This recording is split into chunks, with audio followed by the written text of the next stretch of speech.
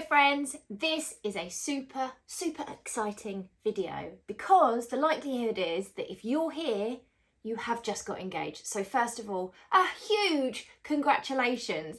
It is 100% engagement season right now as I'm recording this. You may be watching this at any other time, but if you've landed on this video, then the likelihood is that you are engaged. So huge congrats to you. This video is going to focus in on that first part of the journey. You've got engaged, but what on earth do you actually do now? I've got flowcharts for you guys. I've got loads of info. This is going to be a super fun episode, so let's jump in. Hello lovely couples and welcome back to my channel. I'm Lauren, wedding planner, owner of Bluebird Creative and Bride Academy, and I provide a weekly dose of wedding planning goodness for the modern couple. If you haven't already guys, then I would love it if you could subscribe to my channel and then you'll be notified every week when a new video lands. So without further ado, let's hop into this week's video and chat about those first steps to planning your wedding. Let's go.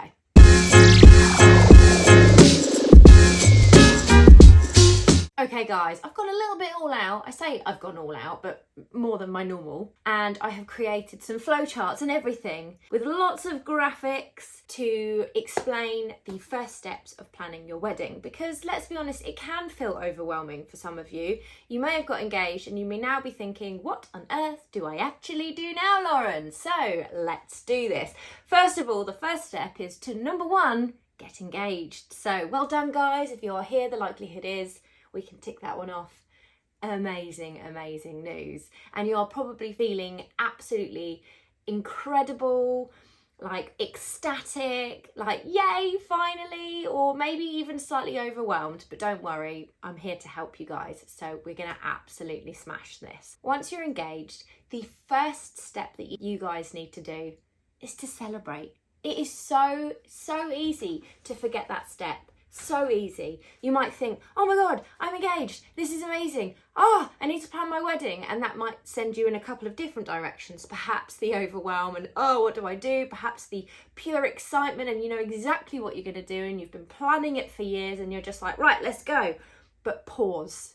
Please pause and don't forget to celebrate this huge monumental moment in your life. This is massive. It's so exciting and you must celebrate it, whether that's hosting an engagement party, whether that's just enjoying doing something with your family or your bestie, or whether that is literally just popping a bottle of fizz and just really taking a moment to take in the start of a new chapter in your life, because it's huge guys and I'm so excited for you. Once you've celebrated, then we can move on to the next step.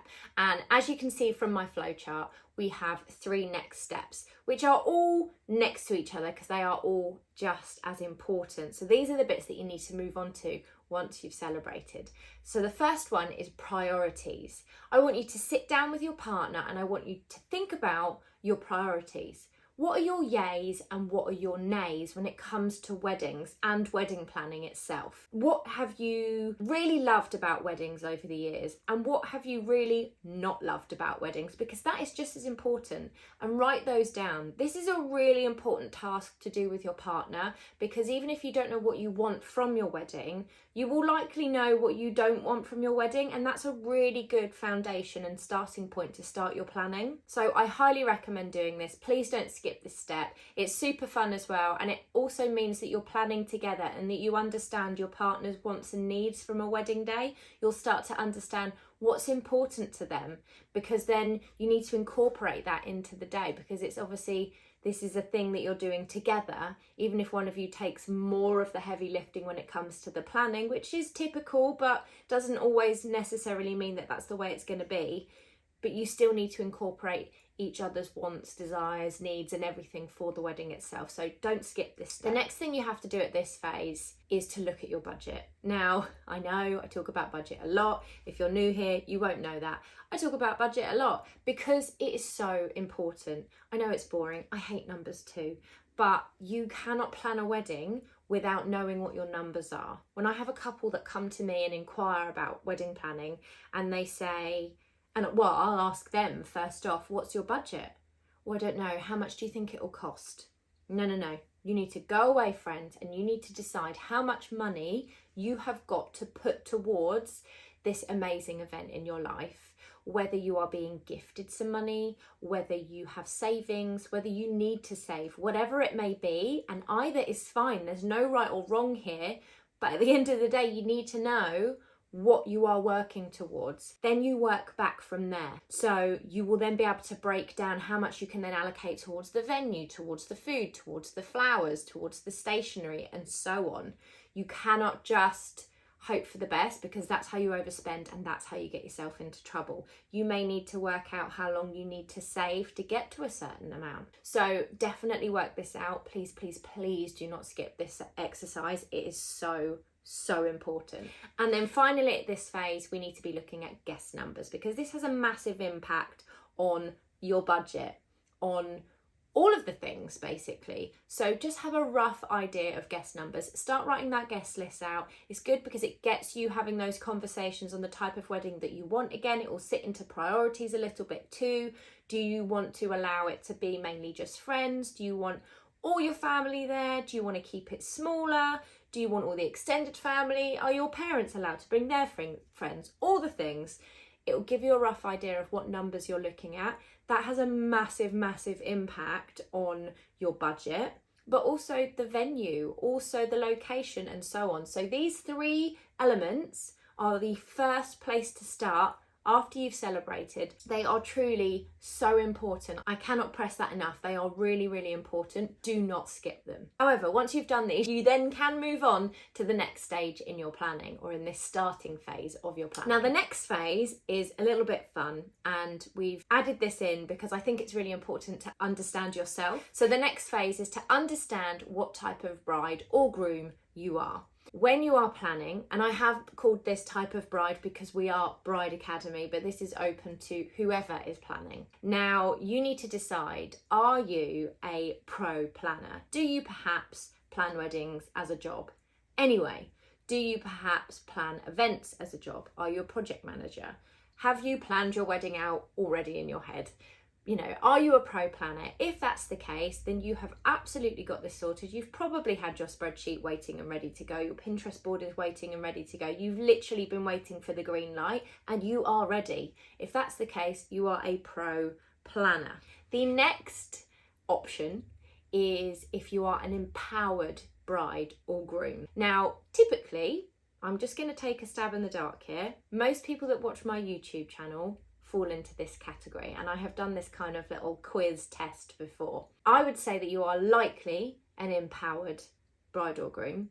The reason being, you are here watching a video on how to plan your wedding or what to do after becoming engaged, and that is because you want to plan your own wedding. You want to be empowered. You want to have the resources and the tools and the knowledge to do it well. You don't just want to wing it. You care. And I love that for you. So decide, are you an empowered bride or groom? If that's the case, then there's a certain sort of few steps that you're going to need to lay out so that you can really make the most of your planning and stick to that kind of feeling that you've got inside of you that's like, I want to do this myself, but I want to do it right. And there is no right or wrong, but you want to do it well. You want to make sure that you're learning as much as you can on the process and you're really looking forward to doing it.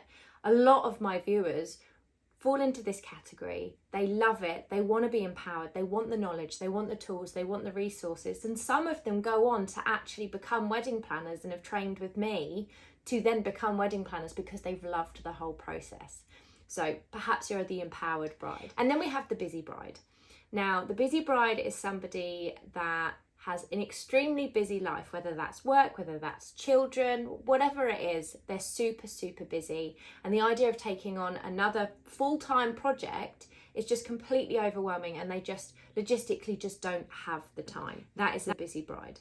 I haven't added this into the flowchart, but I'm going to put in another one, which is essentially just chaos. Somebody that's not really fussed about being on top of it. They're just going to flow. They're just going to absolutely flow and go for it and see what happens at the end of it. I haven't put that on because that makes me feel a little bit overwhelmed. But maybe, you know, there are those couples out there and they're cool and they're chill with that. But the likelihood is that's none of you, which is why I haven't added it into my flowchart. Once you've sussed out what type of bride you are, you've got a better understanding of yourself. You've got a better understanding of your priorities as a couple because you've done that. You've got your foundation pieces for your planning. So you're in a really good spot now.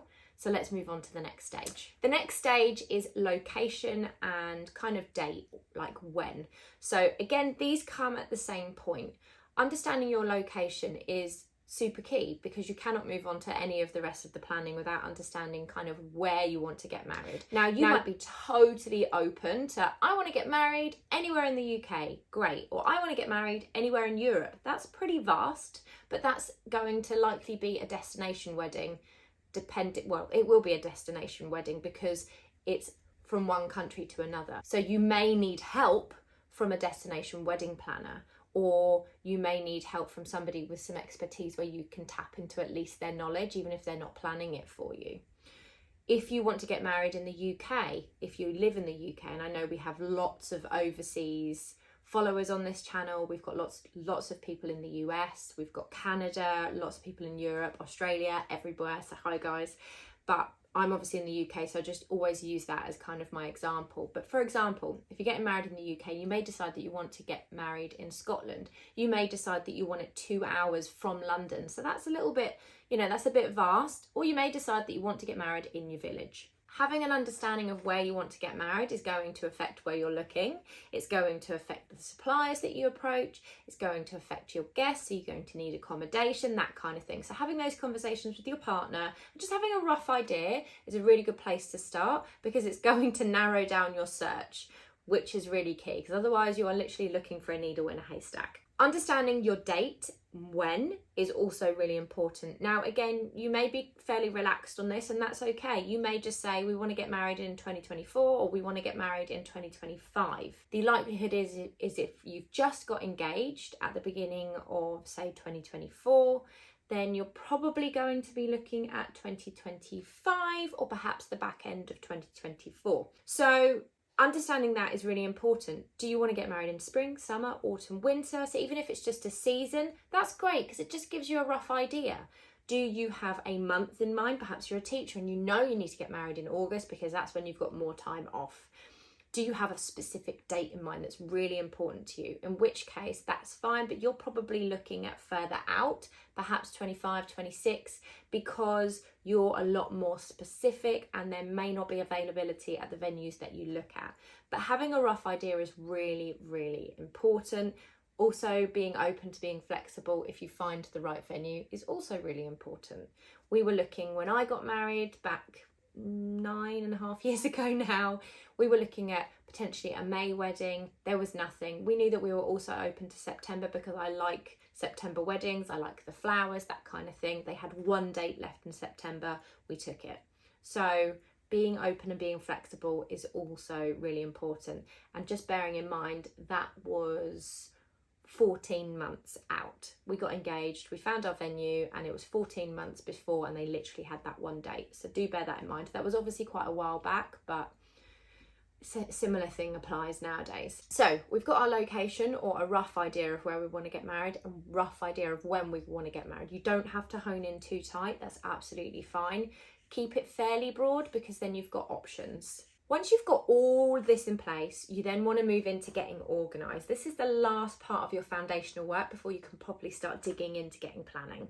You're going to need to make sure that you've got somewhere to hold all your planning information. So for example, have you got a paper diary? Are you going to have everything noted down in a paper diary or a paper planner?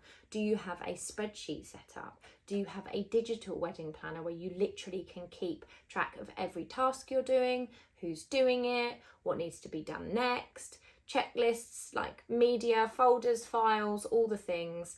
Either way, you need to decide how you want to plan your wedding, how you're going to go about doing it. And I highly recommend that you get your ducks in a row now before you move on to the planning so that you're not backdating, you're not missing information. You want to be able to keep all your contracts in folders. You want to be keeping all your communication with suppliers in folders.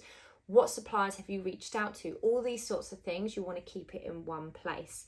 Now, obviously, guys, we have a digital shop. We have our digital wedding planner, which for the empowered bride, I would say this is totally you, my friends. It has everything that I just mentioned. It's got all the links to spreadsheets. You have got checklists in there. You have got all your to-do lists. It's totally customizable. You can tweak, you can add planning partners, you can filter it so you can see all the tasks per month. It's game changing in the wedding industry. We also have things like spreadsheets for budget planning, and we have design booklets to help you with your wedding design. We've got lots of amazing tools and resources to help couples that want to plan their weddings with knowledge and keeping them on the right track so that they're less overwhelmed, but they know that they are doing it in a really intentional way. You may decide that you want to do a paper planner. There's loads of different paper planners out there as well. However you want to do it, guys, there's lots of different options, but make your decisions, get your products in place, and then you are ready to move on to the official first step of planning, which is venue searching.